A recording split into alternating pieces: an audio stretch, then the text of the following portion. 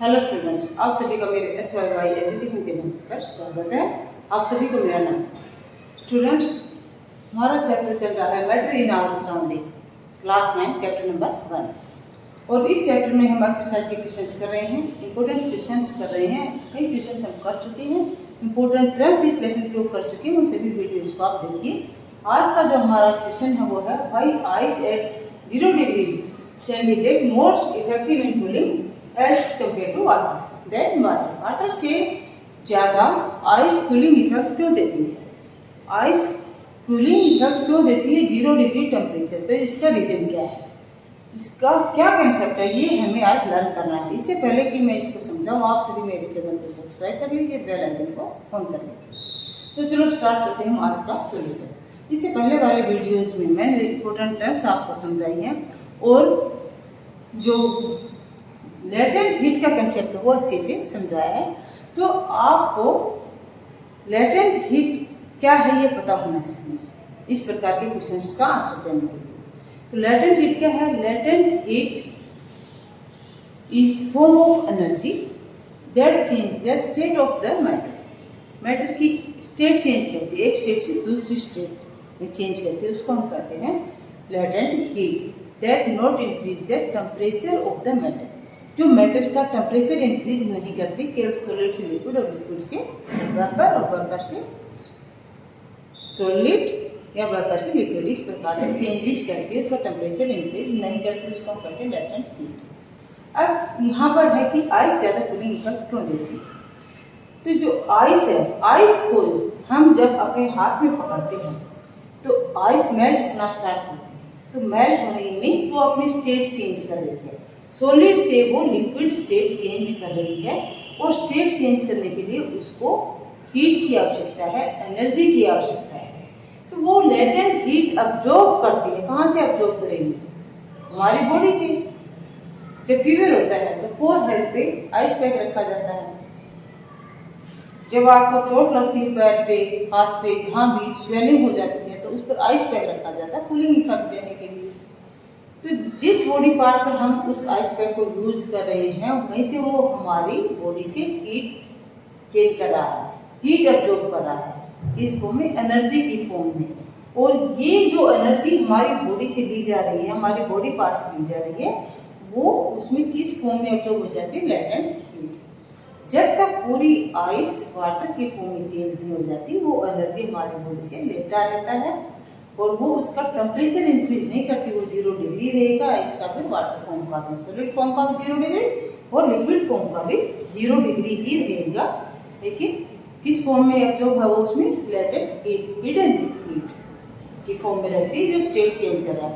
तो ये जो लेटेंट हीट है, जो एनर्जी की फॉर्म में हमारी बॉडी से ली गई है, अब हमारी बॉडी से जब एनर्जी ली है तो हमारी बॉडी का टेम्परेचर कम होता है और हमें कूलिंग इफेक्ट मिलता है। As comparison of ice when we use water, तो वाटर का यूज करते हैं 0 डिग्री टेम्परेचर पर, तो वाटर पहले से ही लिक्विड स्टेट में है। Water does not tries to change its state, it remains in liquid state. So water absorbs the energy only to achieve room temperature. Water केवल रूम टेम्परेचर अचीव करने के लिए हमारी बॉडी से एनर्जी गेन करता है, इसलिए वो ज़्यादा कूलिंग इफेक्ट नहीं देता है। आइस अपनी स्टेट चेंज करने के लिए हमारी बॉडी से एनर्जी को अब्जॉर्ब करती है, इसलिए as compare to water ice ज़्यादा कूलिंग इफेक्ट देती है। तो कूलिंग इफेक्ट किस हिसाब से कि ice absorb the energy from our body in the form of latent heat. तो राइट आंसर कि ice absorbs latent heat in the form of energy,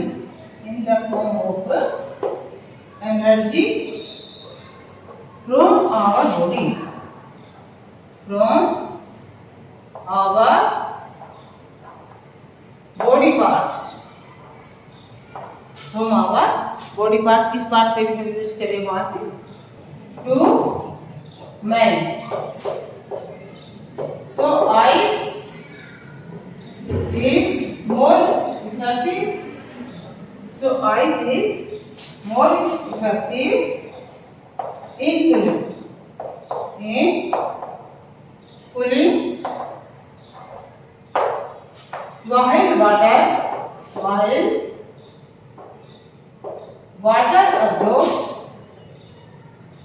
while water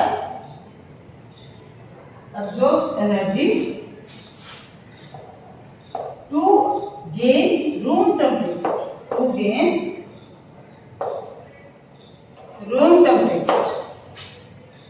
water केवल एनर्जी एब्जॉर्ब करता है room temperature gain करने के लिए, जबकि ice है वो अपने स्टेट चेंज करने के लिए, मेल्ट होने के लिए हमारी बॉडी से एनर्जी एब्जॉर्ब करती है लेटेंट हीट के फॉर्म में। इसलिए आइस है वो हमें ज़्यादा कूलिंग इफेक्ट देती है। इसका कंसेप्ट आपको समझ में आ गया होगा कि आइस हमारी बॉडी से एनर्जी एब्जॉर्ब करके लेटेंट हीट की फॉर्म में अपनी स्टेट चेंज करने के लिए, इसलिए ज़्यादा कूलिंग इफेक्ट देती है हमें। इस प्रकार के जो डेली लाइफ से जुड़े हुए क्वेश्चन हैं उनको आप ध्यान से देखिए, अपनी लाइफ को अच्छे से इम्प्रूव कीजिए। डेली लाइफ में से कौन कौन सी एक्टिविटीज़ हैं जिसमें केमिस्ट्री इंक्लूड है, उन सभी का जो रीजन है वो आप केमिस्ट्री में फाइंड आउट कीजिए। हर रोज होने वाली एक्टिविटीज़ को साइंस से लिंक कीजिए और उनके आंसर्स जब आप इस प्रकार से फाइंड आउट करेंगे तो साइंस आपको इंटरेस्टिंग भी लगेगी और आपकी लर्निंग जो है लॉन्ग टर्म की होगी और आपकी स्टडी बड़े ही मज़ेदार होगी। वीडियो को शेयर कीजिए, लाइक कीजिए और मेरे चैनल को सब्सक्राइब कीजिए। नेक्स्ट वीडियो देखने के लिए बेल आइकन को ऑन कीजिए। Thank you for watching the video.